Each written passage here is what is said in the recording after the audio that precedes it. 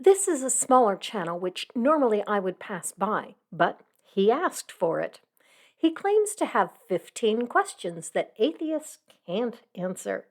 He says he's Dr. Perry Brimah, or Brimah, I'm not sure how it's pronounced. He has a website that isn't there. He has a YouTube channel and a TikTok. That's it.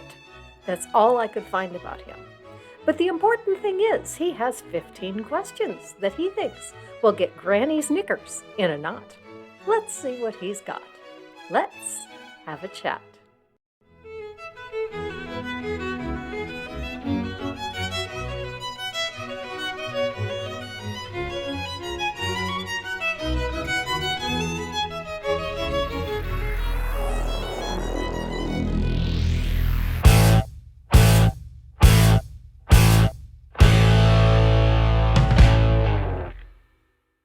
Hello and welcome. Thank you so much for joining me, and especially to my patrons and channel members.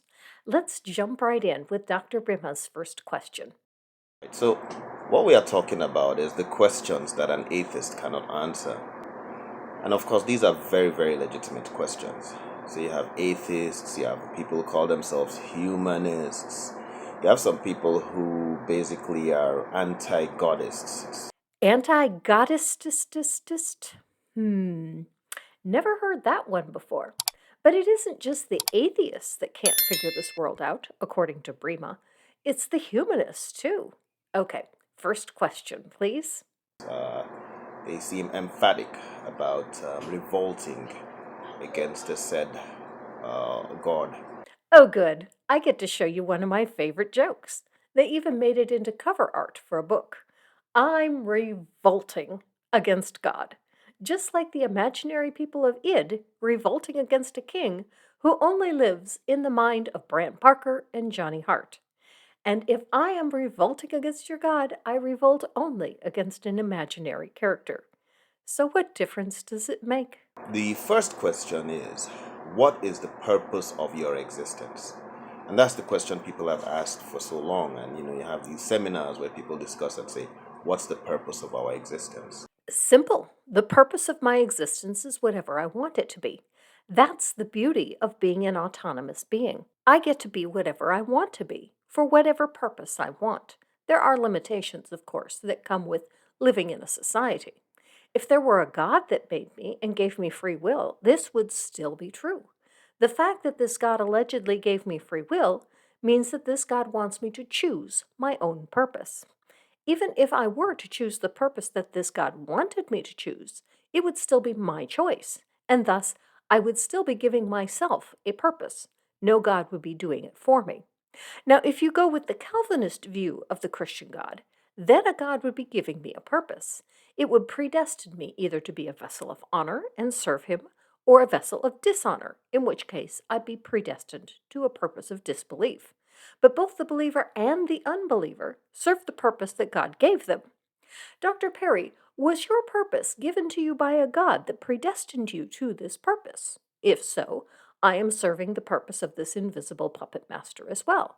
If not, then your life has no purpose other than the one that you decided it would have when you made your decision to follow your God, just as mine does. Next. So, as long as you're here and you do not know the purpose of your being here, it basically makes your existence lack any value. How so? A bar of gold has no purpose, and yet it does not lack value. I told you I do have purpose. I have whatever purpose I have decided for myself. For me, my purpose is to assist kids in foster care and to make videos about how illogical Christian theology is. Both of these have value. Who are you to say that my life is of no value? And the answer is,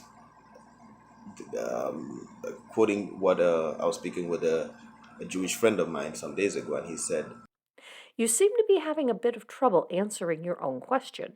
Could it be that you have no clear idea of what your purpose is?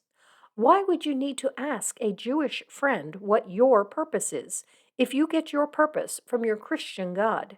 Why not just ask your God? Or is your God silent, just like the idols?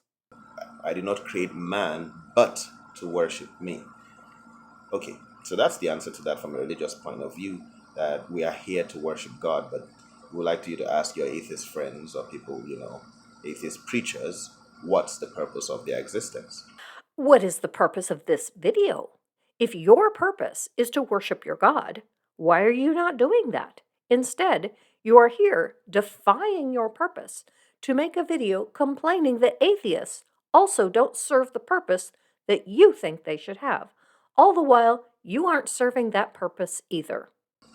The second question is, if we can get away with it, why should we not kill fellow men? And this is the basic question on morality. Another easy one, empathy. I don't want anyone to murder me, so I don't go around murdering people. Further, I have no desire to murder people. Why would I? Even if I disagree with someone, that doesn't mean I want them dead. Why do you even ask such a question, Dr. Perry? Do you want to murder people and the only reason you don't do it is because your God told you not to? If so, that says a lot about your character and your lack of love for people. If you believed in your own theology and loved people, even your enemies, why would you even think such a thing? Finally, on a more personal note, I couldn't kill someone if I tried, except possibly a baby. I'm small and I'm not very strong. My best means of defense is words and a killer frown. I'm never going to kill someone with either of those, so I lack both the means and the motive to ever kill someone. People think morality, humanists think morality, men can determine morality. But the question is, if not for said lay down principles that come from the religious perspective, when you look at things from an evolutionary point of view, why not kill the next man if you're not going to be caught, to survive, to get some money, to get something? As I just said, I lack both the means and the motive. Now, you asked about killing someone to get money. Unless you have a very specialized skill set, But what I do have are a very particular set of skills. Skills I've acquired over a very long career. Skills that make me a nightmare for people like you. If you let my daughter go now, that'll be the end of it. there are much easier and less dangerous ways to get money. I don't need to think that a God is watching me to do what I know to be right. The fact that you think that you do makes me question your ability to make value judgments. And if you lack the ability to make value judgments, what makes you think that the God that you decided to hand over your life to is a good God? How can you know that when you lack the ability to make a value judgment? If you're not going to get caught, what's the reason why you will not do it if there's not an all-seeing body and an all-seeing person who you will report to?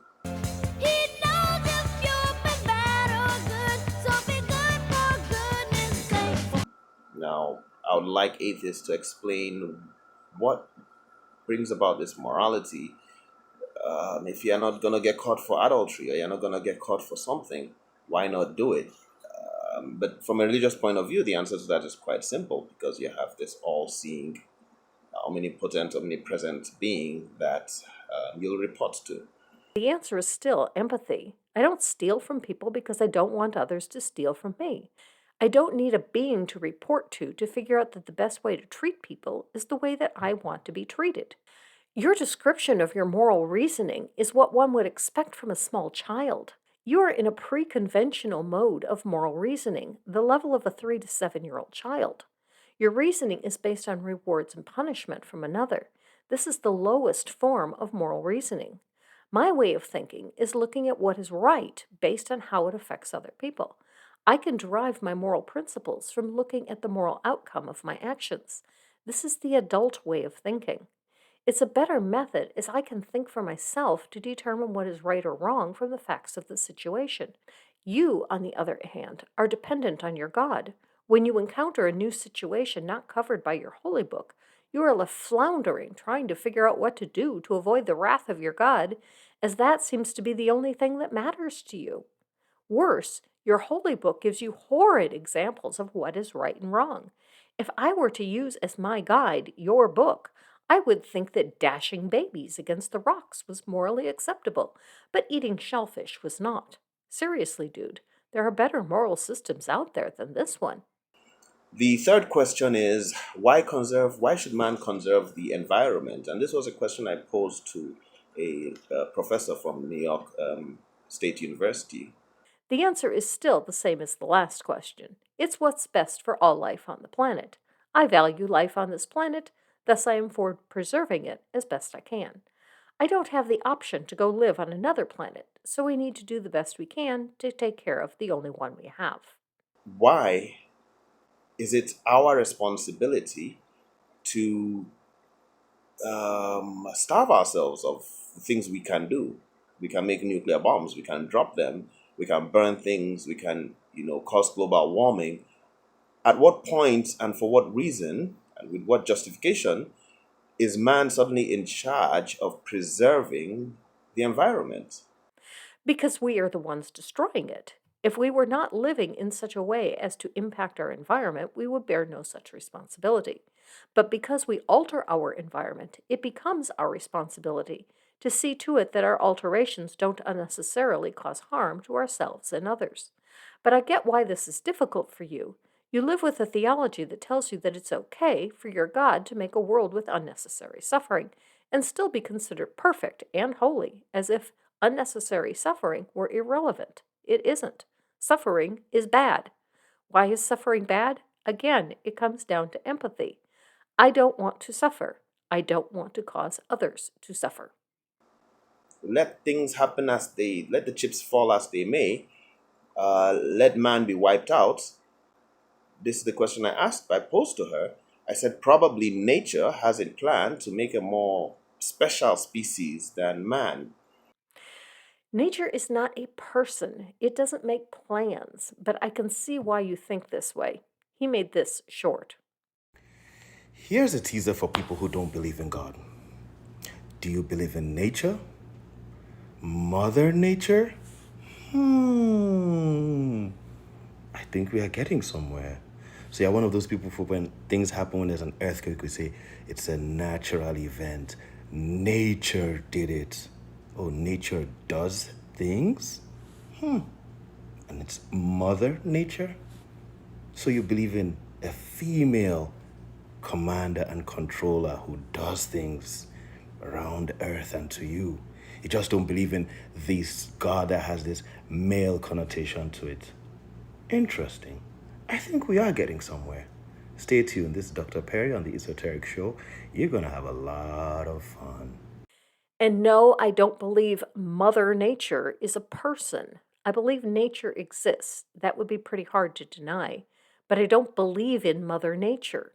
Nature is just the natural world around us. It isn't a person that makes plans. Man's being in existence wasn't planned, we just happened. If there really were an anthropomorphic Mother Nature, she would likely regret having made man, as man is destroying her planet. Your God also regretted making man. It would seem that man has always been aware that he isn't the best thing for this planet, and attributes this knowledge to the gods that he creates. So the idea that man is the ultimate being and we need to preserve the environment for man. Whatever gave you the idea that man is the ultimate being? We might be in our own eyes, but other creatures don't think so. Even as a human, I don't think this. We may be a transitional species to something better yet to come. Or maybe the blue ringed octopus is the ultimate being. There is one cool creature. One sting from this guy is enough to kill 5 people. When predators are near, he need only luminesce to show his blue rings to ward off a much larger predator. What is the singularity from which the galaxies were formed? Because according to the evolutionary theory, you had this dense singularity that expanded, exploded, and expanded into the world and continues to expand into all the galaxies. What does this have to do with atheism? What is the singularity? I don't know. No one does. Your religion doesn't answer this question either. So, what does this have to do with your religion? And no, evolutionary theory doesn't say that the universe came from an expansion of a singularity. Evolutionary theory is a biological theory, it comes from biology. The origin of the singularity is a question for cosmology. There was no life at the origin of the universe, and thus evolution has nothing to do with the origin of the universe. Think of it like this: evolution is like the bricks you use to build your house. Asking how the bricks allowed you to buy the plot of land that your house sits on makes no sense. The bricks weren't there when you bought the land, and evolution hadn't started when the universe began, if it began. So, but the question is, what's that singularity? Because if you do not know, because we still, in essence, are that singularity. That's a bold claim. We don't even know what the singularity is. How could we possibly know that we are it in essence? Yes, whatever existed at the time the singularity began to expand must exist in us as well, as that is all that is in the universe. But I don't think we have enough information to go beyond that. We are one. We are that one singularity. Because matter can never be created nor destroyed. But the question is, what is that singularity? If you don't know, that means you don't know what you are. If you don't know what the singularity is, you don't know what you are? How so? Humans are made up of molecules. Molecules were discovered in 1811 by Amadeo Avogadro, though his work wasn't widely accepted until the work of Jean Perrin in 1911. The first direct evidence of atoms came from Scottish botanist Robert Brown. Humans are made up of both molecules and atoms. Would you say that people who lived before this discovery didn't know what they were? Of course not, because we are not the sum of our parts. If we make further discovery about parts we didn't know that we had, it wouldn't mean that today we don't know what we are. It just means that our current understanding is incomplete. And this will always be the case. There is always more to learn about ourselves. But to claim that we don't know what we are because we don't know everything about ourselves is to miss the extensive knowledge that we do have of ourselves. The next question is, how did that then singularity at the beginning of the Big Bang come into existence? I don't know. You don't either. These have nothing to do with atheism. I know that you think the answer is your God made the world, but how did the universe come into existence in your worldview? How did it come about? I know you think your God spoke it into being, but how? What was the mechanism? What was the means? You have no problem believing that your God did this, despite not only being unable to answer those questions, but also having no evidence to support your claims. So until you can answer your own questions with regards to your worldview, your questions are no more problematic for an atheist worldview than they are for your own worldview. The question arises because you likely think that if there is no explanation for the origin of the universe, it must have been made by a god. That doesn't follow. Rather, if we have no explanation for the origin of the universe, this is merely a gap in human knowledge. If the only reason you think your God exists, and I'm not saying that this is the only reason for your theology, I'm only saying if it were the only reason, then your God would just be a God of the gaps.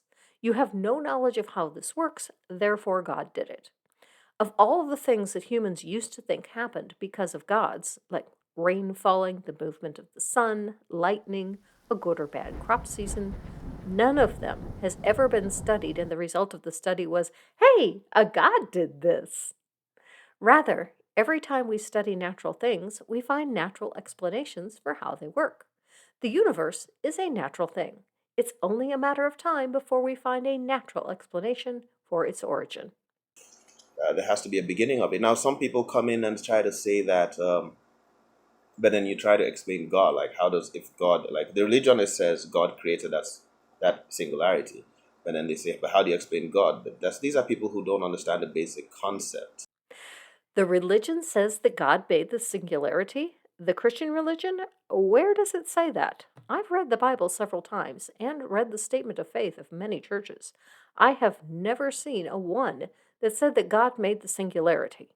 You might believe this, but this isn't part of any religion that I'm aware of. I don't deny the possibility of a God causing the singularity to expand, but I also don't think a God made the singularity.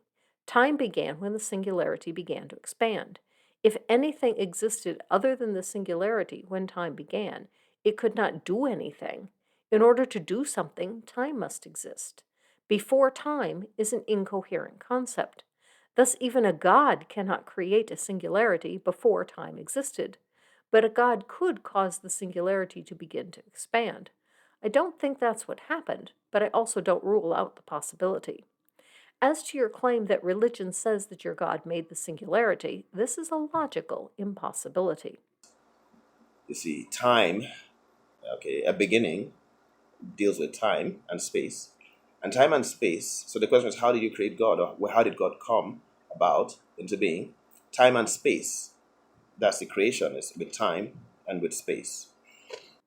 Did anyone think that was coherent? Your God came about by time and space. Time and space created your God. Are you sure you're a Christian? Came into being with that singularity. So you cannot ask the question before the singularity, before that particle, that first particle. You can't ask the question of how did God come into being, because time limited coming into being comes about, and space all manifested from the expansion of that singularity. But when you go back behind that singularity, there's no time, there's no space. So there's no question of how or when did God come into being, because that's before the time and space that we are using within this our earthly conversation. So the question lacks logic. There's no question about that, the time factor when it comes to God. Super. So you get that before time is incoherent. So how can your God exist before time if time and space made your God? Are you sure you know what you believe? Next question is, can something come into existence out of nothing? If not, how do you explain the last two questions? No, something can't come from nothing. So how do I explain the last two questions? They didn't come from nothing. The questions came from you. You asked the questions. They didn't come from nothing. This is why organizational skills are important. He made the question to be, where did his questions come from? He meant to ask, did the singularity come from nothing? But that isn't the question that he asked. He asked, where did his questions come from? Silly question. Why are you even asking if you don't know where your own questions come from? It's the same thing that, from the religious perspective, we say, okay, God created that singularity, created something out of nothing. Wait a minute. You just said that something can't come from nothing. Now you turn around and claim that your God made something from nothing. So which is it? Nothing can come from nothing, or only gods can make something from nothing? If the latter, your argument is nothing more than special pleading. Until you can demonstrate that gods can make things from nothing, all you have is your claim of special pleading. Question number 7 is, categorically prove your existence beyond being in a dream. You seem confused by your own question. I can see why. What would you accept as categorical proof? I don't know what you want. A photo? A birth certificate? What do you want? The only test I know so far to prove that you're not in a dream is to pinch yourself. That's so stupid. Wait, and now are you asking yourself the questions? I thought you were asking questions that atheists can't answer. Are you an atheist now? Is that why you are now answering the questions? 8 is, can you scientifically discuss parthenogenesis, which is certain organisms birthing, virgin births, pretty much. Why are you asking that? What does that have to do with atheism? Take a biology class, man. Because a lot of people, argue about these religious concepts, which are across most religions of virgin births. And parthenogenesis exists mainly in invertebrates, in certain conditions they can. And there's this link about a mammal, virgin birth of a mammal, that actually rewrote history of biology, where they actually brought about virgin birth. So virgin birth is not that big of a deal. But if scientists, people who doubt God, believe in parthenogenesis, then the question is, how do they reconcile that? The fact that virgins can be made to give birth, including mammals. I have no idea what you are trying to ask. Do you mean in vitro fertilization of a virgin? That can happen. Do you mean why do virgins give birth? First, you need to document that this really happens. Is your claim that your God is knocking up virgins to try to prove that he exists? That sounds pretty stupid if you ask me. If your God wants people to know he exists, he can get a YouTube channel. He could just appear and start talking to people. But if your God is going to go around putting babies in virgins, ew! Can you ask him to stop? But seriously, why would I need to explain this? You seem to be under the impression that virgin births happen when gods do it. Most likely, the girls are just lying. As this study of 45 alleged virgin births show, they all had one thing in common: a religion that frowned on premarital sex. Now, which is more likely, that they claimed a virgin birth to cover that they had sex, or that your God just randomly goes around putting babies in people? Do the people even want the babies? If not, why give babies to people who don't want babies? Tell your God to knock it off. And then deny virgin births as this big thing, and that also goes along with all these other miracles, which many of them are scientific, like Adam and Eve being made from a rib of Adam. And when you look at it, that's just cloning. So if you understand cloning, when you're trying to avoid hybrid sterility, if making species incompatible, so the best way to make a species is out of a piece of the other. So you have Adam and you take his rib, and that's you get stem cells in the rib, which actually just goes along with cloning. So Eve was a clone of Adam. Now, I've occasionally said that Eve was the first transgender person, but I wasn't serious. Evidently, this guy thinks Eve was a biological male. I mean, that is how cloning works. The offspring has identical DNA to the single parent. If Eve was the clone of Adam, where did the human race come from? You have no human with female reproductive organs. Or maybe Cain, Abel, and Seth were virgin births? God just put the babies inside of Eve? In which case, how did Eve give birth? I don't even want to think about it. And why did God take so long before he made the first female? We don't even find a female mentioned in the Bible until Cain's wife in Genesis 4:17. And she doesn't even get a name. She's just Cain's wife. I'm wondering what Eve thought when she gave birth to a girl. The anatomy would have been something they'd never seen before. They would have no idea what was wrong with this one. Sir, you have some very confused ideas about your religion. And then you can't clone a man out of a woman, but you can clone a woman out of a man because a woman just has two X's. So all you need to do is double the X. So Yeah, no, that isn't how cloning works. When a clone is made, the people making the clone don't get to select which genes they want to use, and they certainly can't take male DNA and make it into female DNA. If it were possible to do what you claim, male to female transition would be just a matter of gene editing. Maybe we will be able to do that one day, but not today. So far, you have demonstrated that you don't know how to determine right from wrong for yourself, you don't know biology from cosmology, you don't know where babies come from, and you don't know how cloning and genetics work. Anything else you need for me to explain to you? basically, when you talk about stuff like that, a lot of religious stories have simple scientific explanations, which depending on the time frame, sometime you're thinking about a rib being broken and cracked. But it's just cloning. The word is just cloning. God cloned Eve out of Adam's rib, and it's as simple as that. Some of these things could simply be explained in ways scientists and students of science can't understand. What are you getting on about? I thought you were asking questions atheists can't answer. If you were right, that would not be a reason to not believe in your religion. If humans could have begun with a miracle from God, the first man could just clone himself a female version of himself, as you claim, and then no God would be needed. Why are you trying to discredit your own religion? Question number 9 is: do you agree that evolutionary principles prove religion? And that's the simple thing, because evolution says that human traits, including memory, religion, the test of evolutionary success is a trait that stays with people through the advancement of man. So any trait that stays with you is evolutionarily positive and a successful trait. Religion is one of them. So do you want to cancel your memory? Do you want to cancel perception? Do you want to cancel foraging for food? All these are evolutionary traits which have stayed with man, including religion. So evolution actually promotes religion because it stayed and helped man to survive to the point at which we are today. Well, that's a new one on me. Religion is an inherited genetic trait? Think about what you're saying, dude. Can you change any genetically inherited trait? Can you change your eye color, your skin tone? Can a person with cystic fibrosis choose not to have cystic fibrosis? Of course not. We don't decide our genetic traits. If we could, I sure as hell wouldn't be 5'1". You can change your religion. If religion were an inherited trait, I would be genetically Catholic. And even saying that sounds ridiculous. You have a point about religion having a survival benefit in the past. It gave people built in community.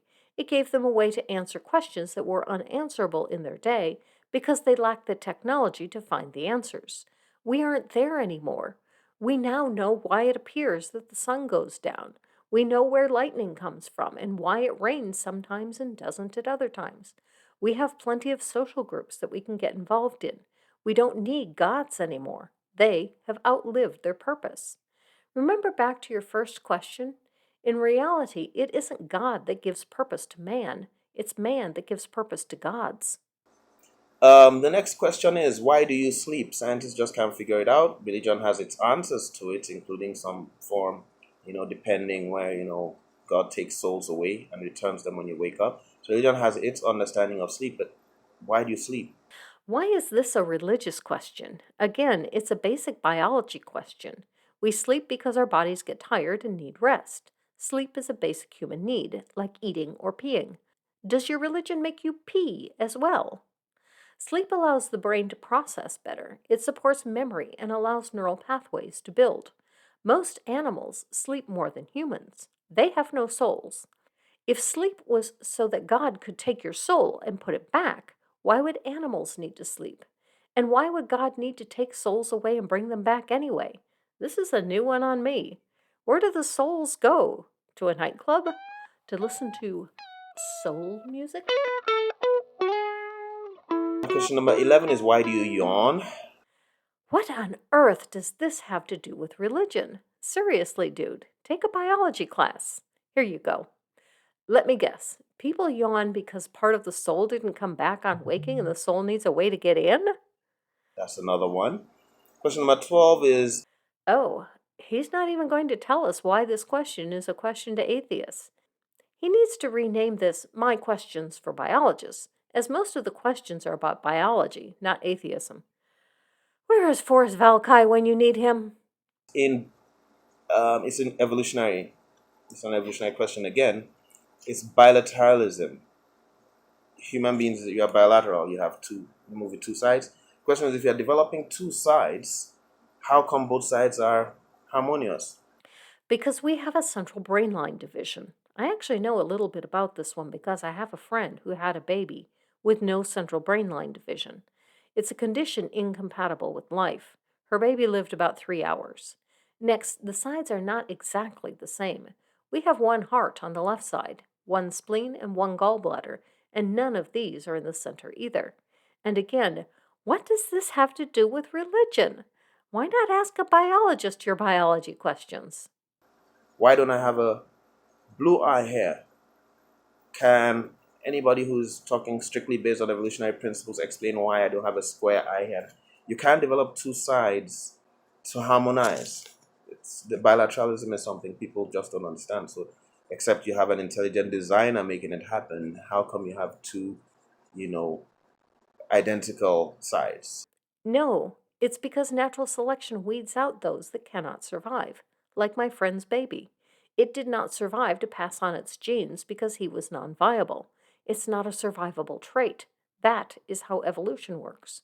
Question number 13 is, why does a cock hatch in seclusion crow when a hawk passes by?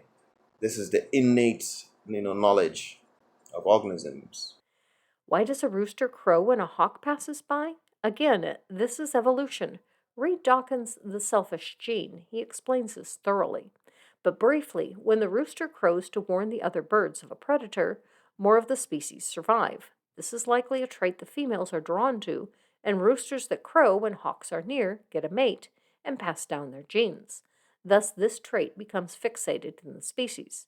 It leads to greater survival, and it is selected for by evolution.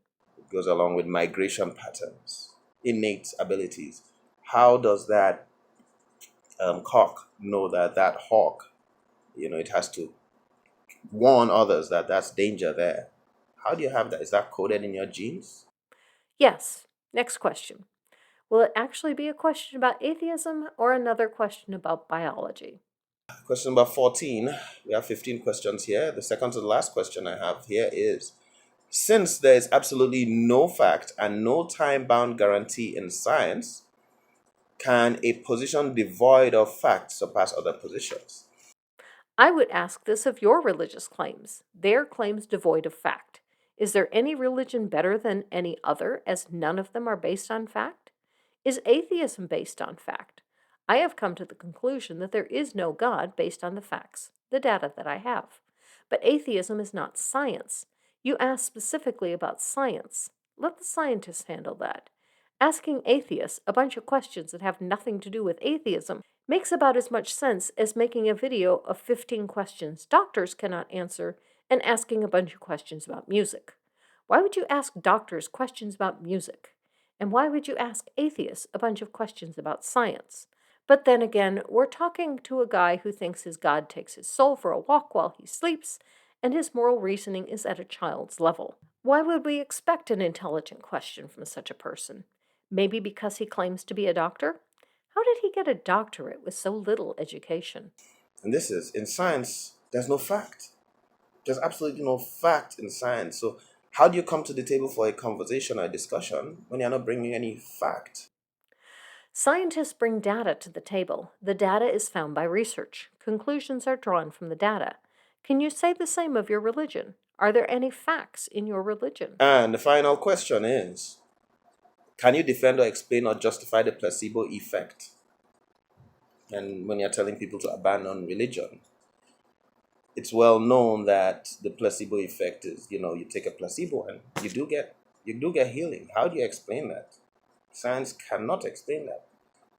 Are you looking for why the placebo effect would cause a person to convert to a religion and see an improvement in their life? Or a person who leaves their religion? Are you asking about the biology and not any religious aspect? If the biology, it's a studied psychological phenomena. We see what we expect to see. It's also why people keep believing in gods. They expect to see answers from their God, so they do, even if there is no God there. If you are asking why biologists try to get believers to stop believing, the answer is for the most part, they don't.